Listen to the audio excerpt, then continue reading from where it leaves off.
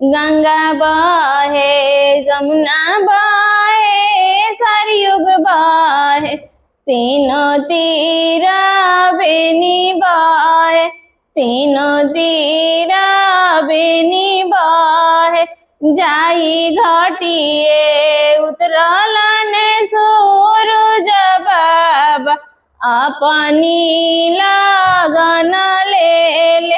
अपनी लगन ले ले जाई घाटिए उतरली छठिया माई अवध सिनुर ले ले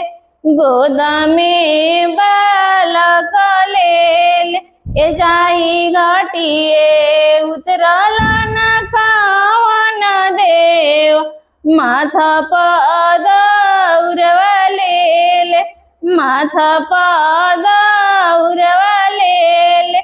जाई घाटिए उतरली बहुअर दे गोद में बालक ले